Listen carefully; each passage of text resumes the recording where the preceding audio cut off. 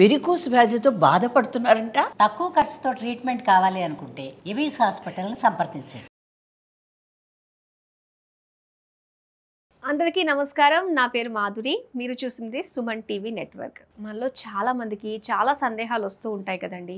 ఈ ఇంట్లో ఇది ఇక్కడ ఉండొచ్చా, ఇక్కడ పెడితే ఏమన్నా అవుతుందేమో, మా వాళ్ళు ఇక్కడ పెట్టకూడదు అన్నారు, కానీ వీళ్ళు ఇక్కడ పెట్టచ్చు అన్నారు, మరి అది చేయొచ్చా, చేస్తే ఎలాంటి వైపరీత్యాలు మనం ఎదుర్కోవాల్సి వస్తుంది. ఇలాంటి ఎన్నో సందేహాలు, ముఖ్యంగా ధర్మ సందేహాలు మనకు ఉంటూ ఉంటాయి.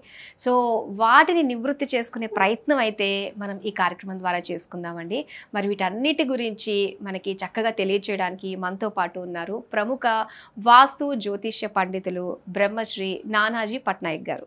నమస్కారం గురువు గారు. శ్రీమాత్రే నమః.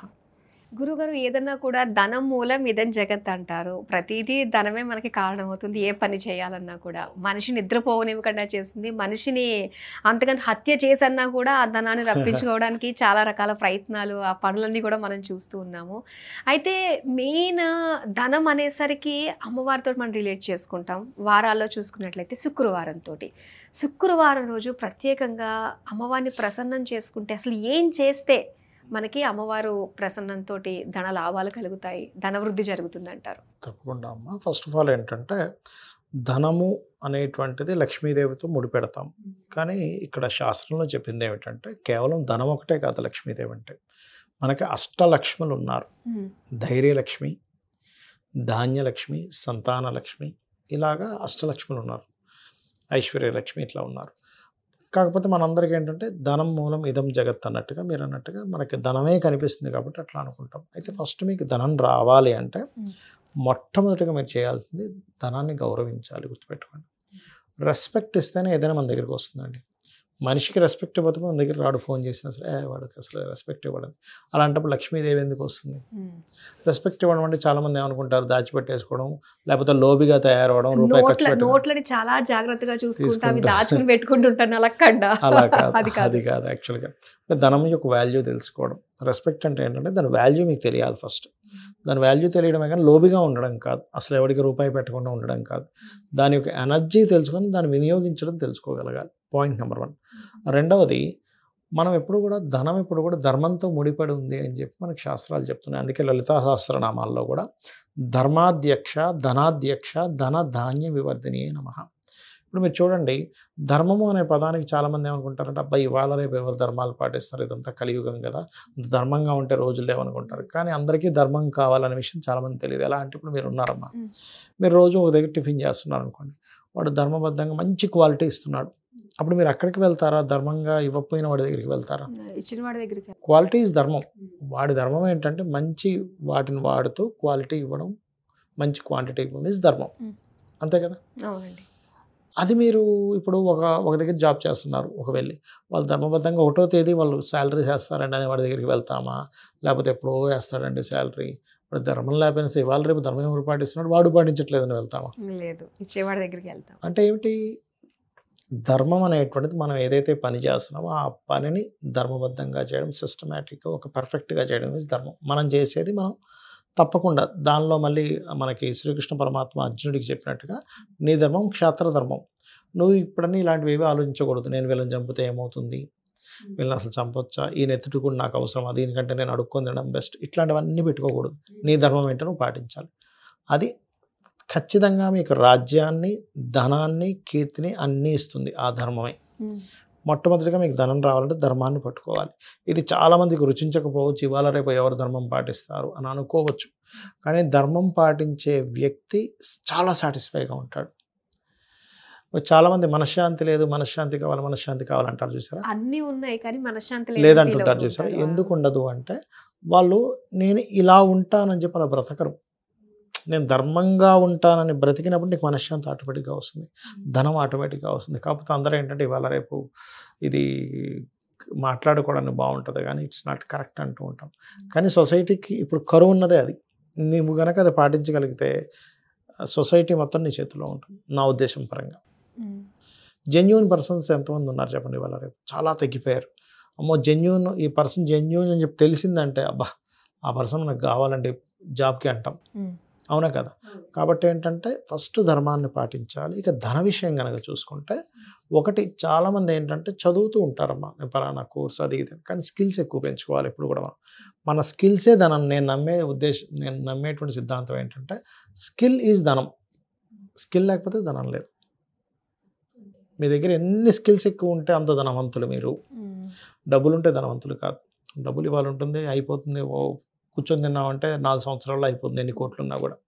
అది కాదు, మీ దగ్గర ఎన్ని స్కిల్స్ ఉన్నా ఈజ్ మోస్ట్ ఇంపార్టెంట్. మీరు ఎంత ధర్మంగా ఉన్నారు ఈజ్ మోస్ట్ ఇంపార్టెంట్. మీరు ప్రతి వ్యక్తిలోని కేవలం పటంలో మాత్రమే కాకుండా ప్రతి వ్యక్తిలో కూడా లక్ష్మీ స్వరూపాన్ని చూడగలగాలి. That is Lakshmi. ఇప్పుడు ఒక హోటల్ పెట్టుకున్న వ్యక్తి కస్టమర్లో లక్ష్మీదేవిని చూడగలగాలి. ఇలా కస్టమర్లో చూడకుండా కస్టమర్ మాత్రం ఇష్టం వచ్చినట్టు మాట్లాడి ఎంతసేపు లక్ష్మీదేవి ముందున కూర్చొని మీరు అష్టోత్తరాలు చదువుతానంటే కాదు. అలా అష్టోత్తరాలు చదవకూడదని కాదు అక్కడ అర్థం. అష్టోత్తరంలో ఉండేటువంటి మీనింగ్ తెలుసుకోగలగాలి. అసలు లక్ష్మీ అష్టోత్తరంలో ఉన్న మీనింగ్ ఏమిటి, ఆ మీనింగ్ మీకు అర్థమవుతే లక్ష్మీదేవి అంటే ఏంటో అర్థమవుతుంది. లక్ష్మీదేవి అంటే ఏంటో మీకు అర్థమైతే డబ్బులు ఆటోమేటిక్గా వస్తాయి. ఆవిడకు ఉండే ఎన్ని లక్షణాలు ఉన్నాయి లక్ష్మీదేవికి, ఆ లక్షణాలన్నీ కలిపితే లక్ష్మి. ఆ లక్షణాలన్నింటినీ పక్కన పెట్టేసి కేవలం నోట్లు లెక్క పెట్టుకోవడమే, లేకపోతే ఏ రకంగా సంపాదిద్దాం మనం, ఎవరిని ఎంత ఎలా ముంచే సంపాదిద్దాం అనుకుంటే అది లక్ష్మి అవ్వదు. ఆ రూపంలో మీకు డబ్బులు వచ్చినా ఆ డబ్బు నిలబడదు, ఏదో రూపంలో మీకు ఇబ్బందిని ఇస్తుంది, గుర్తుపెట్టుకోండి. అయితే సరే, ఇక్కడ మనం ధర్మానికే ఎందుకు ఇంత పీట వేస్తున్నామండి అని నేను మీకు ఒక విషయం చెప్తాను.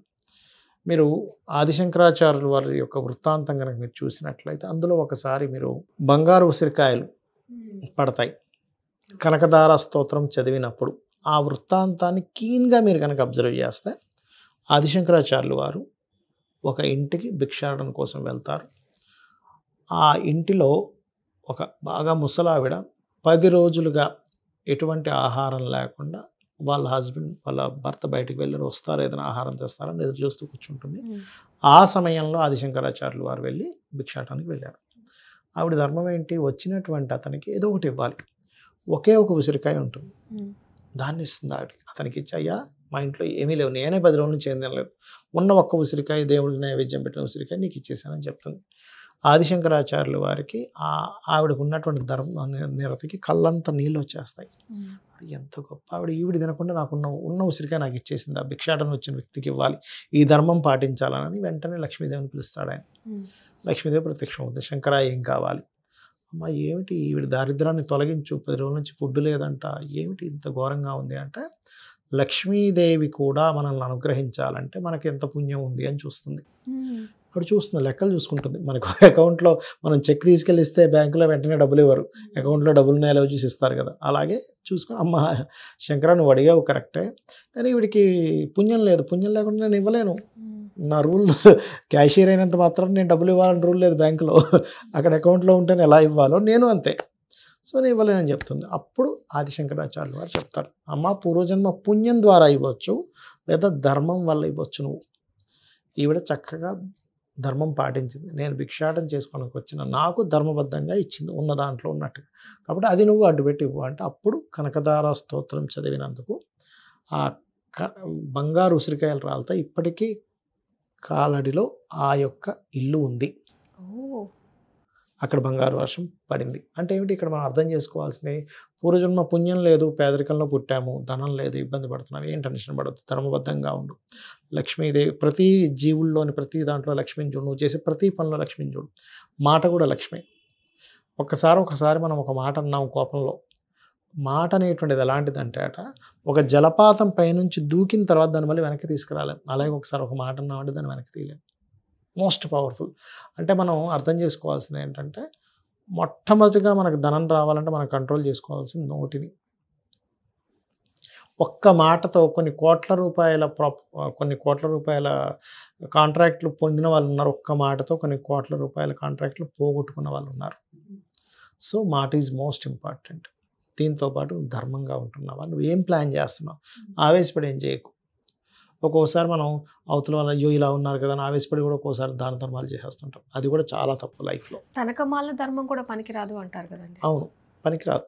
ఎందుకంటే అమ్మా నీకు సరే నువ్వు అంటే ఇక్కడ ఏంటంటే నువ్వు దయాహృదయంతో ఇచ్చావు, కరెక్ట్ పర్సన్స్కి ఇస్తే పర్లేదు, కానీ కరెక్ట్ పర్సన్స్కి దానం ఇవ్వకుండా ఇచ్చామనుకోండి, వాళ్ళు మిస్యూజ్ చేస్తే అది నీకు పాపం కిందకే వస్తుంది. కానీ వాళ్ళు అంత దయార్థంగానే మన దగ్గరికి వచ్చి అడుగుతారు ఇలా ఉంది పరిస్థితి అని. ఇప్పుడున్న అది పరిస్థితుల్లో ఇవాళ రేపు ఇంకా సొసైటీ అలా తయారైంది. తయారైపోయింది. దానివల్ల చాలామంది మోసపోతుంటారు అట్లా. అయితే ఇక్కడ ఏంటంటే అమ్మ, ఫస్ట్ ఆఫ్ ఆల్ ఓం సంపత్కరీ సమారూఢ సింధుర వ్రజ సేవితాయ నమః అనే మంత్రం, అదేవిధంగా ఓం ధర్మాధ్యక్ష ధనాధ్యక్ష ధనధాన్య వివర్ధనీయ నమః అనేది, ఈ రెండు లలితా సహస్రనామాల్లోవి ఖచ్చితంగా పనిచేస్తాయి.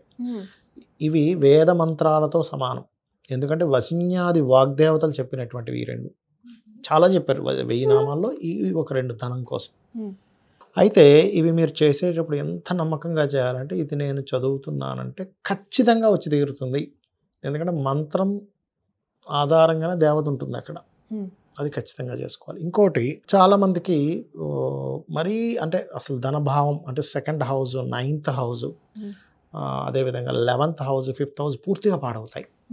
ధనాన్ని ఇచ్చే కారకత్వాలు అసలు రావు. దారిద్ర్య యోగాలు ఎక్కువగా ఉంటాయి. అలాంటప్పుడు నిత్యము లక్ష్మీదేవి యంత్రాన్ని పెట్టుకొని కనుక పూజ చేసినట్లయితే, అయితే ఇది నన్ను చాలామంది అడుగుతుంటారు, మీరు ఇస్తారా? నేను ఒకటే చెప్తాను, ఏమంటే మీరు రోజు చేస్తానంటే నేను ఇస్తాను, లేకపోతే నేను ఇవ్వలేనని చెప్తాను. ఎందుకంటే అంత యంత్రము, అంత జపం చేసి, దానికి ధాన్యావాసము, పుష్పావాసము, జలావాసం ఇవన్నీ చేసి యంత్రం తయారు చేసి ఇచ్చాక వాళ్ళు చేసుకోకపోతే, దానికి జపాలు చేసి దానికి శక్తిని చేకూర్చి, లక్ష్మీదేవిని చేకూర్చిన తర్వాత వాళ్ళు తీరా తీసుకెళ్ళి చేయకపోతే అది వేస్ట్ అయిపోతుంది. ఆవాహనం చేస్తారు కదా. అందుకని ఏమంటే మీరు రోజు చేసుకునేటట్లయితే ఇస్తామని చెప్తాను, లేకపోతే నేను ఇవ్వనని చెప్పేస్తాను.